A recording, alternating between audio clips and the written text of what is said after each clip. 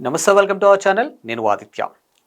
ఇళ్ల దగ్గర ఆపదలో ఉన్న రోగులకి అర్జెంటుగా ఆసుపత్రికి వెళ్ళాలన్నా, ఎక్కడైనా యాక్సిడెంట్ జరిగితే వారిని ఆసుపత్రికి చేర్చాలన్నా వెంటనే కాల్ చేసేది అంబులెన్స్కి.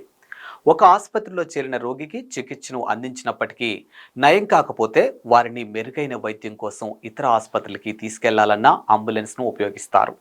అంబులెన్స్ల ద్వారా అత్యవసర చికిత్సలు అవసరమైన రోగులను ఆసుపత్రికి చేరుస్తారు. ఇక అంబులెన్స్లు అత్యవసర పరిస్థితుల్లో రోగులను తీసుకెళ్తుంటాయి కాబట్టి వాటిని ట్రాఫిక్ను సైతం క్లియర్ చేస్తారు. ఇక దేశవ్యాప్తంగా ప్రధానులు, రాష్ట్ర ముఖ్యమంత్రులు సైతం తమ కాన్వాయ్ను ఆపి సైతం అంబులెన్స్లకి దారిస్తూ ఉంటారు. ఇక అంబులెన్స్లకి అంతటి ప్రాధాన్యత ఇస్తున్నాం. అయితే ఇంతటి ప్రాధాన్యత ఉన్న అంబులెన్స్లు కొన్ని సందర్భాల్లో తప్పుదారి పట్టే పరిస్థితులు కూడా ఈ మధ్య కాలంలో జరుగుతూ ఉన్నాయి. అటువంటి వాటిపై కొందరు విమర్శలు చేస్తుంటే మరికొందరు నెటిజన్లు ట్రోల్ చేస్తూ ఉన్నారు. ఇప్పుడు అటువంటి ఘటన ఒకటి ఉత్తరప్రదేశ్లో జరిగింది. అంబులెన్స్లో రోగులను చికిత్స నిమిత్తం ఆసుపత్రికి తీసుకెళ్తూ ఉంటారు. అలా తీసుకెళ్తున్న సందర్భంలోనే అంబులెన్స్లోనే రోగికి ప్రాథమిక చికిత్సను అందించడం చేస్తారు. అలాగే ఒక ఆసుపత్రి నుంచి మరో ఆసుపత్రికి రోగికి ఆక్సిజన్ పెట్టి తీసుకెళ్తూ ఉంటారు. కొన్ని సందర్భాల్లో మరణించిన రోగులను సైతం అంబులెన్స్లో తీసుకెళ్తూ ఉంటారు. ఇక ఉత్తరప్రదేశ్లో ఒక అంబులెన్స్ డ్రైవర్ అమానుష్యంగా ప్రవర్తించారు. ఆయన ప్రవర్తన కారణంగా నిండు ప్రాణం బలైంది. ఇక ఉత్తరప్రదేశ్ రాష్ట్రంలోని గాజీపూర్లో ఈ ఘటన జరిగింది. ఇక ఉత్తరప్రదేశ్లోని సిద్ధార్థ నగర్ జిల్లాకి చెందినటువంటి ఒక మహిళ ఆగస్టు 28న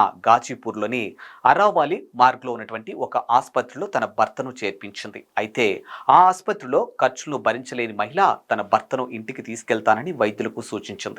ప్రాథమికంగా చికిత్సను చేపట్టిన తరువాత వైద్యులు అందుకు అంగీకరించి రోగిని ఇంటికి తీసుకెళ్లడానికి అనుమతించిన వైద్యులు వారికి సాయం కోసం అంబులెన్స్ డ్రైవర్ ఫోన్ నంబర్ను ఇచ్చారు. ఇక డాక్టర్ ఇచ్చినటువంటి అంబులెన్స్ డ్రైవర్కి ఫోన్ చేసి అంబులెన్స్ తెప్పించుకున్నారు. అంబులెన్స్ లో ఆ మహిళ తన భర్త, సోదరుడితో పాటు సిద్ధార్థ నగర్లోని తన ఇంటికి బయలుదేరింది. ఇక అంబులెన్స్ బయలుదేరే ముందు అంబులెన్స్ డ్రైవర్ సదరు మహిళను ముందు సీట్లో కూర్చోవాలని సూచించారు. అలా తాను ముందు సీట్లో కూర్చుంటే పోలీసులు మధ్యలో ఎక్కడ ఆపరని సూచించడంతో మహిళ సరేనని అంగీకరించింది. ఇక డ్రైవర్ అంబులెన్స్ సహాయకుడితో పాటు ముందు సీట్లో కూర్చున్నారు. అంబులెన్స్లో వెళ్తున్నటువంటి క్రమంలో డ్రైవర్ సహాయకుడు ఇద్దరు కూడా మహిళ పట్ల అసభ్యకరంగా ప్రవర్తించడం ప్రారంభించారు. అందుకు మహిళ అభ్యంతరం వ్యక్తం చేసింది. ఇక మహిళపై డ్రైవర్, అతని సహాయకుడు అసభ్యంగా ప్రవర్తించడాన్ని గమనించినటువంటి మహిళ భర్త, ఆమె సోదరుడు వెనుక నుంచి కేకలు వేయడం ప్రారంభించారు. దీంతో అంబులెన్స్ డ్రైవర్ అంబులెన్స్ను చవానీ పోలీస్ స్టేషన్ రోడ్లో ఆపేసి మహిళా భర్తను అంబులెన్స్ నుంచి దించేసి రోడ్డు పక్కన పడేసి అప్పటి వరకు పెట్టి ఉన్నటువంటి ఆక్సిజన్ను తొలగించి వెళుతూ మహిళ నుంచి 10,000 నగదుతో పాటు మహిళ ఒంటిపైనటువంటి నగలను దోచుకుని వెళ్లిపోయారు. దీంతో ఆందోళన చెందినటువంటి మహిళ ఆమె సోదరుడు 108కి కాల్ చేయడంతో పాటు 112కి కాల్ చేసి పరిస్థితి చెప్పడంతో తక్షణమే స్పందించినటువంటి పోలీసులు వారున్న చోటికి చేరుకున్నారు. ఆమె భర్తను మరో ఆసుపత్రికి చికిత్స నిమిత్తం చేర్చారు. అక్కడ కూడా పరిస్థితి విషమించడంతో గోరఖ్పూర్ మెడికల్ కాలేజ్కి తరలించారు. అయితే గోరఖ్పూర్ ఆసుపత్రికి తీసుకెళ్లక ముందే మహిళ భర్త చనిపోయారు. ఇక మహిళ భర్త చనిపోవడంతో పోలీసు కేసు నమోదు చేసి విచారణ చేపట్టారు.